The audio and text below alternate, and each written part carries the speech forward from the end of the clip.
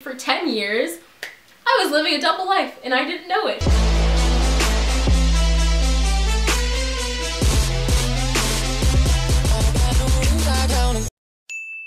Cuckoo, it's Kennedy. So miraculously, as I was trying to brainstorm and think of video ideas, a few people around the same time within 2 hours hit me up in my DMs and asked me what it was like growing up with a white father. Because I do talk about my adoption journey and my adoption story on this channel, and I am pretty vocal about being adopted just in general on social media and in real life, I figured that this actually really ties into that, so I'm going to tell you what it's been like as a dark-skinned black girl growing up with a white father. If you're newer here, you're probably a little bit confused about my story. I've explained it in a previous adoption video, which I will link if you want to watch that first in the description, and then maybe you can come back and watch this and it'll make a little more sense. As I've mentioned before, so sorry if this was repetitive, I did not know that I was adopted until I was 10 years old. But that said, I never questioned the fact that my dad was white and I was dark-skinned. It just was what it was to me. I didn't care. I never thought anything was wrong with it or out of the ordinary. Even though I didn't know that I was not my parents' biological child,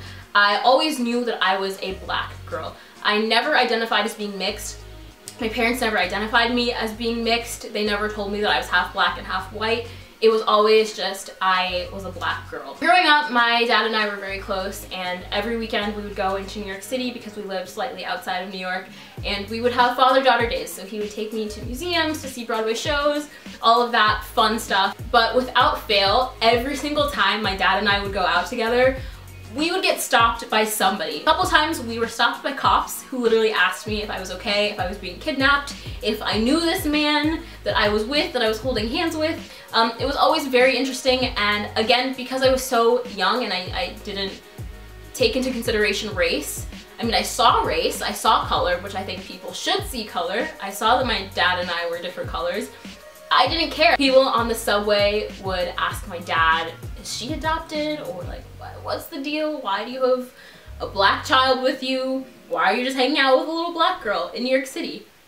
We don't know. Everybody just seemed to be so confused and bothered by it for some reason. From the time my parents had custody of me and were able to bring me home to live with them, we lived in a small town outside of New York City. The whole time I lived in this town and grew up in this town, most people did not know that I was adopted. Most people didn't question me on why my dad was white. A few times, some kids would get kind of curious and ask me why I wasn't lighter skinned, but I would kind of just clear things up for them and then they would just move on. We were fortunate enough that my doctor's office put down my parents' last name as my last name. So, fun fact, really quickly, for 10 years, I was living a double life and I didn't know it. For 10 years, my legal last name was not the last name that I thought my last name was, and that is still something that blows my mind. So I always had my dad's last name, and nobody in the town I grew up in ever really questioned it. Now that I'm older and I go out with my dad and we still have, you know, father-daughter dates and where we go out to lunch or dinner,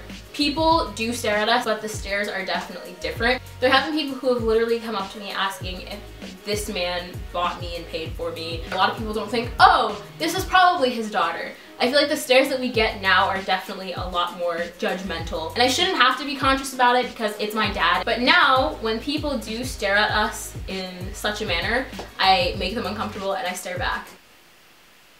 And then I hit them with the, hey, how you doing? So yeah, I love my dad. He's the best. I don't care that he's white. He doesn't care that I'm black. That doesn't make me any less of his daughter.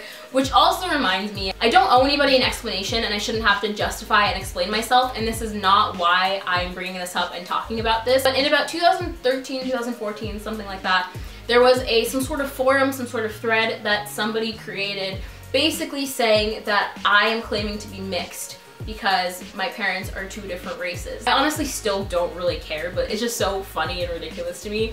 And to this day, I'm not even kidding, people are still talking about this in a thread. This has been going on for years. Spreading hate about me and talking about me, not saying it's okay, but that's one thing. I can handle it, I can take it. But once you start talking about my family, oh, don't make assumptions about things that you have no idea about, because that can be damaging to people and that is really ridiculous. Enough about that. That's what it's like having a white dad. So I hope you took something away from this video. Remember that it's okay to be curious. Thank you for watching. I'll see you next week. Mwah. Bye.